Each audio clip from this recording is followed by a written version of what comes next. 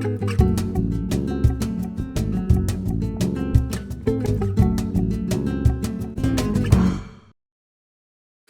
Metropolitan Culture Corner amigos y amigas, vecinos y vecinas, hermanos y hermanas, hasta desconocidos y desconocidas, es igual. Whoever you are, wherever you are, if you're here with us today, you are part of the Metropolitan Culture Corner family, and we are so happy to have you. As you know, on this monthly video interview series, we sit down with a figure from the local world of art and culture, but when I say local, that just means that they make their home in Barcelona. Some of these folks are from here, some are from across the world, but they just fell in love with the city and moved here. Some of them make their base here, but they travel constantly. You just never know what you're gonna get in these interviews. Today, we sit down with certified makeup artist and talented photographer, Nina Piippanen. If she does her job well, and believe me, she does, you don't necessarily notice her work and all that goes into it at first. You notice the subject of her work. Without Nina's magic, the beautiful people of the world wouldn't look quite as beautiful. Originally from Jyväskylä, Finland, Nina first started her professional career by studying at Face House Disguise School and taking master classes from some of the biggest names in the makeup world, such as Carla Powell, huge name in the UK, Anna Dan from Italy, won tons of awards for her work, and Mario Devivanovic. Maybe you don't know his name, but you do know the names of some of his most exclusive clients, such as the Kardashians, for example, specifically Kim Kardashian. Nina's experience as both a makeup artist and a photographer over the past 20 years has brought her into contact with people from all walks of life, and her work has been published in magazines and other publications both in the US and Europe. She is also known for giving back to the community through her work as a makeup artist and as a photographer. One of her specialties is what is known as empowering photography. I will let Nina herself explain exactly what that entails. Nina has worked with both celebrities and normal folks, from actors, models, and musicians to brides and corporate clients. Her brand, Masterclass Finland, organizes courses and training events for a range of international professionals. And though she started her career in Finland, she now makes her home in sunny Barcelona, where she has had the opportunity to share her talent and her knowledge thanks to her collaboration with the local photography school GrisArt. In Nina's own words, makeup, photography, it's all part of the same art. It's all part of making the person feel the best that he or she can feel. It's about making his or her essence shine through whatever the circumstances. So please welcome makeup artist and photographer Nina Piippanen to the Metropolitan Culture Corner.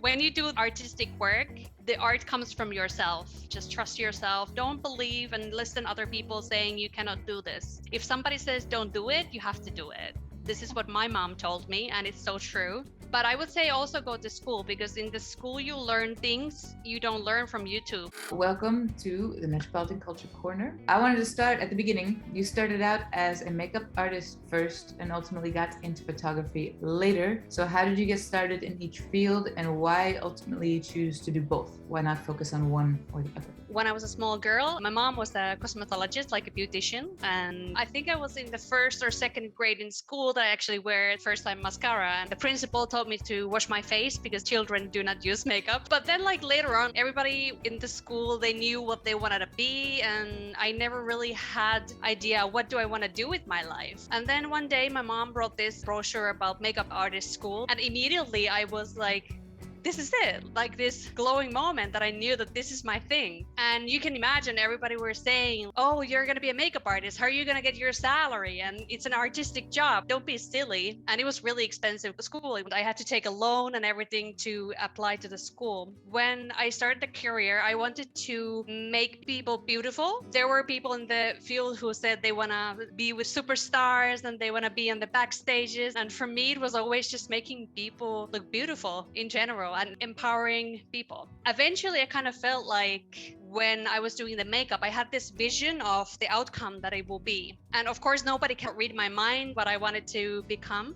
The final results, I wanted to take it to the end. So I started eventually studying photography, and I got my certification, and I started doing body painting and makeup, doing everything that I learned from special effects or theater, and I combined everything that I could do, and it became awesome. Really, really different kind of photos. So it was all kind of part of the same artistic form for you. It wasn't like, well, there's makeup and then there's photos, that all kind of goes together. Yeah, it was kind of like when you have this vision when you're creating something, you have the vision of the outcome, but when you're in only one part of the pipeline, you cannot control what the other one sees, what is their artistic view. So for me, it was more like I wanted to create completely what I had in my mind, and I felt so strongly that my way was the better way.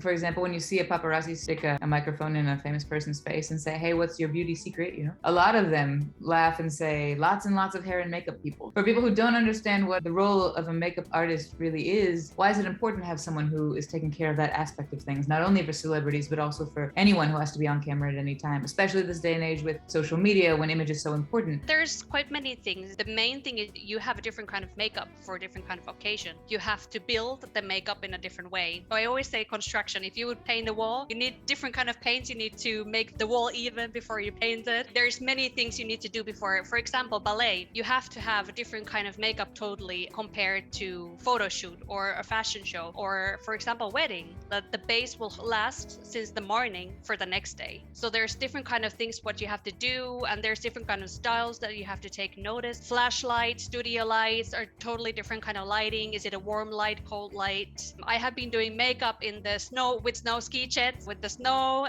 in the minus 25 degrees. I have been doing in the subtropic that is the opposite, plus 30 degrees. In cold temperatures, the nose gets really cold and red, the ears get red, the hands get red. So there's simple type kind of things you have to take notice. You have to cover the redness before it comes out. But these are things that even someone who, in my case, I work in music and I interview people and I try to, make sure it all looks good. It's just things you wouldn't think of. It's like when you're watching a television show, they just look amazing all the time. But I'm pretty sure nobody wakes up with the Beyonce hair. It's just a very little understood part of the industry. How do you make choices to ensure that what you're doing serves the needs of the individual that you're working with? When you're talking about an artistic vision and you're looking at a person as kind of your canvas, so to speak, how do you know how to translate what they're asking you or what your vision is into what actually happens? I use mood boards a lot. So for example, I asked the client to bring a mood board. They put some images that they like. Let's say if it's normal people, like for example, wedding makeup, I'm asking them to send photos, which kind of makeup they like, which kind of images they like, what kind of makeup they like. And then it's my job to put that it suits best for that person. I need to ask pictures or photos or videos that I know what the person likes. If it's an art director, it's easy because they just tell you, okay, here's the photos already. These you need to get ready. We want this kind of result. So it's much easier when you work with a big team. Depending what kind of work you do, you don't really have always art directors, so you have to do it yourself. But it's a lot of planning. As a photographer, you have to check where the sun goes during the day, which kind of lighting we need. Is it the last golden moments of the light? You need to know the exact time the sun goes down or what time it goes up. There's quite many things you have to consider. So it's a lot of planning. Both as a makeup artist and a photographer, would you say that there's more planning and less improvisation? Or sometimes you just kind of make it up as you go? It depends. If I'm doing more artistic work that I don't have requirements, what I have to do, for example, I have done this work with body painting and I had the hair pieces made from feathers and I created everything from my head and it ended up something spectacular. I just started creating like a canvas of painting. You just start doing it. And that was more about my own project, channeling my soul or whatever it is. There are techniques with portrait photography, action photography. There's techniques when it comes to applying makeup. So how much of these techniques are things that you've learned with your experience, and what kind of tools did you pick up while you were studying in school? Was there a particular person that was a mentor to you to help you really find your path? Of course, when you get certified, you go to the school, they teach you a little bit of everything about everything. But where you really learn something is by doing the job yourself, taking masterclasses from other professionals. For me, being 20 years now as a makeup artist, I have been in so many different settings with so many different places. Even I haven't been taking the photos myself. I have seen how the best of the best have been doing it. Just observing and checking what they do. I have actually had really good mentors. And actually at some point I realized friends of mine that I've been mentor to the photography, they really taught me a lot. They gave me tips because they have been also doing it for 30 years. Is there an example of something that one of them told you, whether it's with regards to makeup or photography, that you remember just being like, oh, then it just changed your perspective? The amazing game-changing tip would have been being close to the model, how to guide the model in the photographs. Also, what I've learned being a makeup artist is like quite many photographers, they don't really take notice how your jewelry are or how is your hair. So if it's a small team that you're working with, this is also something that has been my job. It's kind of involving photography in that way that it's my job also to check that everything is on place. So I would say it's also about guiding the models, really to make them relax and have fun, and getting to the mood is also really important. I know that you've worked with some names that people would recognize, famous people like Sir Richard Branson or Ryan Tracy, but I've also read that you're known for getting along with everybody, famous, not famous, men, women, old, young. So how do you do that, and how much of what you do is psychology? It's really close of being a therapist and a photographer. For example, Sir Richard Branson, he's sitting on my chair before he goes on stage to talk. There is the chair where if they're nervous or if they're bored, or it's the last place before you go to the stage. So it's also my job to pet people and you can do this, or then just talk the person out of the nervousness and just talk something else. Like, for example, with Branson, we talk about poverty in Africa. We were talking about space rockets and all these kind of things. It's actually kind of cool place where you can be. So you're not only responsible for how they look, you're also partly responsible for how they are on the inside. So you've got the whole package like in your hands for some of these people. That's kind of a big responsibility. It is. It's also my job to make them relax. I always see beauty in everyone. It's natural for me to tell you that, oh, you have really pretty eyes, or your smile is so nice. And this is also what they will remember when they're maybe a little bit nervous in front of the camera, that, oh yeah, I have the pretty smile, or I have the nice eyes. So it's also, you're kind of prepping the person. And that's what I love being the photographer myself, because I already create the bond when I do the makeup and hair. I'm already really close. I'm touching their eyes, lips and face everywhere. And then when I start taking the photos, the person is already quite close to me and they trust me already. So trust is a big thing. It's a big part of your work. It is, if you want to bring the best out of the people. You specialize in empowering photography. So basically I'm empowering people, but I'm also specialized with special effects, body painting, SFX, so doing all the scars and blood and gore things. I can also do all of these kind of things. It is the empowering people, but it's also special effects. And I love doing, for example, Savotta, we did this frozen man that he looks like he came from the Antarctic or something. He has a frozen beard and all the special effects we made for him. I crocheted the beard, so I made the beard myself, and then I made it with special effects that looks like Frozen, and then we placed it on the photo shoot and we created the look for their TV marketing campaign. And I can do gunshot wounds or huge stitches all over the face. And nowadays, more and more, you need also body painting. They do body painting for the magazine covers and these kind of things. In terms of both makeup and photography, either both industries separately or together, how have they evolved over the past 20 years? A lot.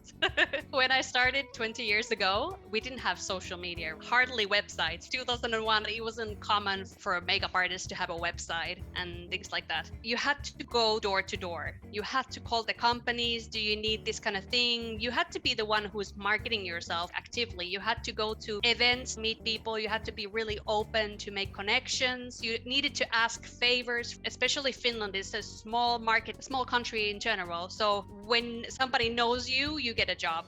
Nowadays, it's more about social media. Being a makeup artist, you get a lot of pressure of putting your face every day in 20 different angles, and then you have to do videos. And that was also one part why I started being a professional photographer, because it's kind of needed nowadays that you have to do professional content also. It has changed a lot. You don't only do your job now, you have to do much, much more. You'd have to do product advertisement and collaborations, and it is a totally different world now. You also speak at events and give advice to other professionals, including masterclasses. What are the most common questions that come up? Are they usually technical questions or artistic questions about the process, or are they usually how to market yourself? Well, I created my own brand, Masterclass Finland, and we are educating professionals. It's mostly about different technical things. The events I go to speak, wedding expo, or it's a fashion expo, or it's professionals fair. Mostly I have been talking about trends. It's usually makeup trends for the next season, or one of my specialties is lip art. So I do this like lipstick school in some of the fairs. It's been really, really popular. If I have it in any fair, it's totally fully booked. And there's so many different kind of lips. There's fully big lips and they're really skinny lips. It's like very, very detailed anatomy combined with art lessons. Yeah.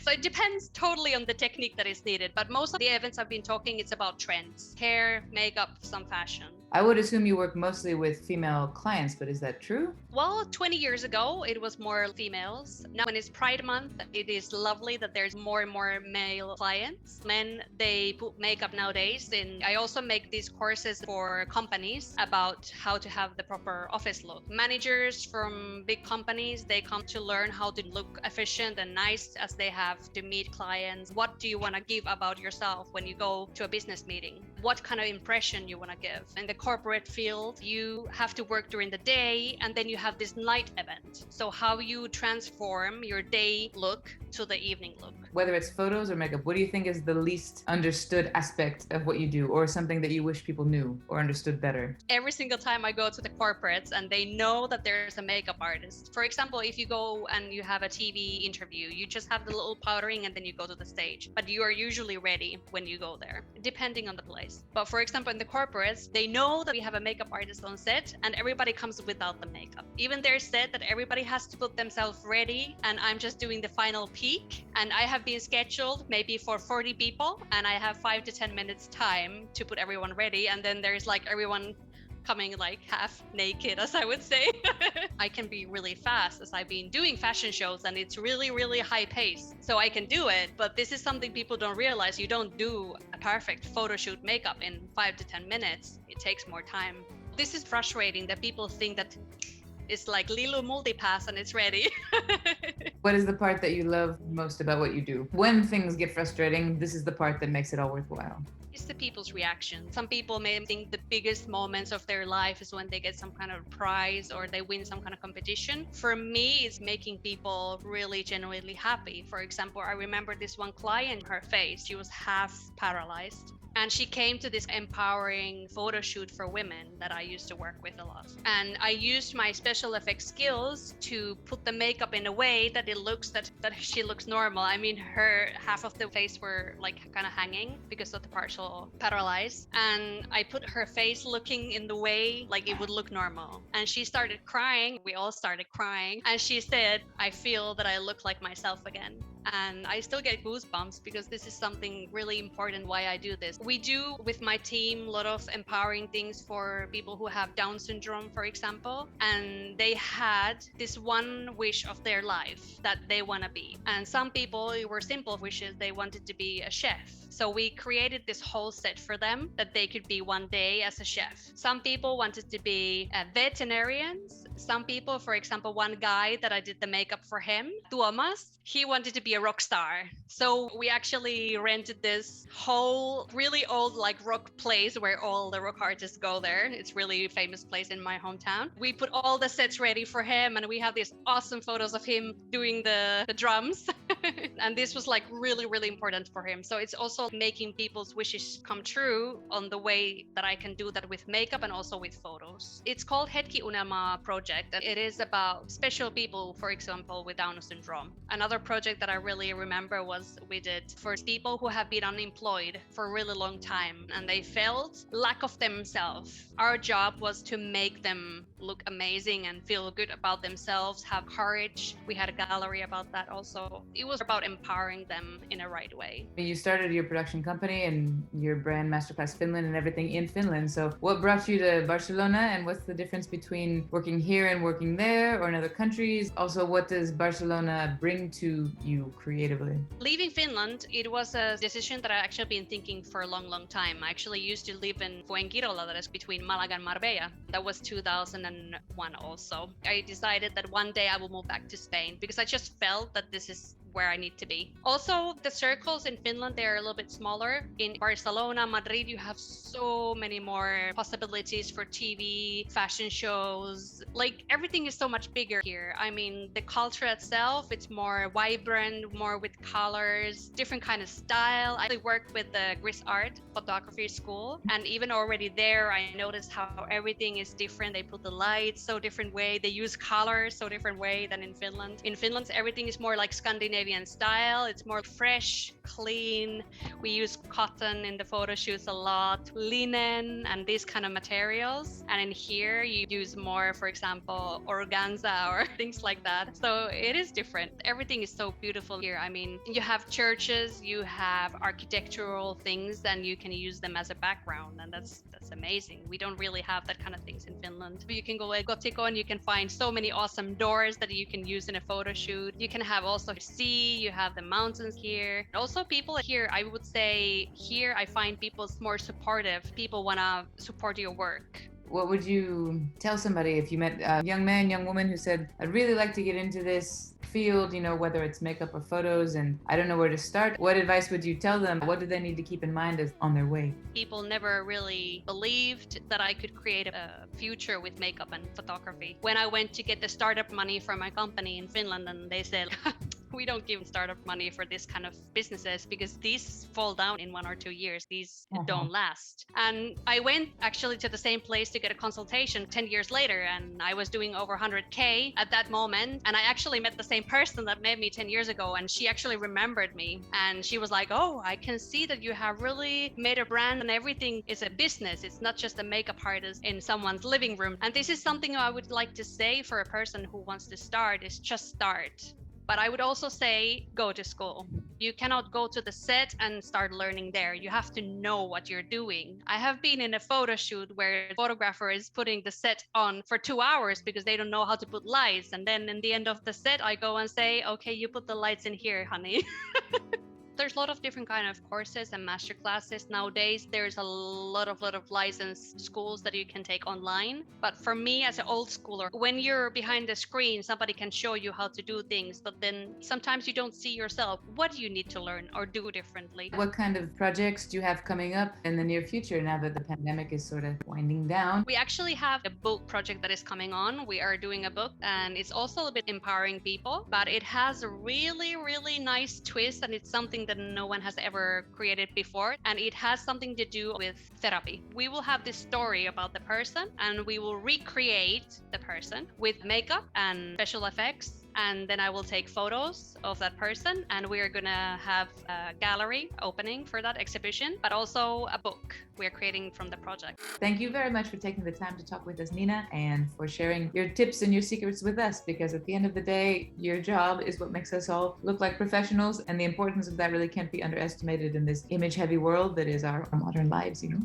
And thank you to all of you who tuned into the Metropolitan Culture Corner this month and every month. Of course, don't forget to check out all of our other interviews spanning the past 2 years. Can you believe it's been 2 years since we started this incredible series? They're full of inspiring stories and professional tips from the creative individuals who populate our lovely city and make it a fascinating place that it is. We've spoken to actors, photographers, directors, activists, filmmakers, choreographers, poets, designers, chefs. There's a treasure trove of behind the scenes knowledge just waiting for you on our official YouTube channel or on our SoundCloud channel, where you can listen in the form of a convenient podcast. See you next month and have a lovely summer.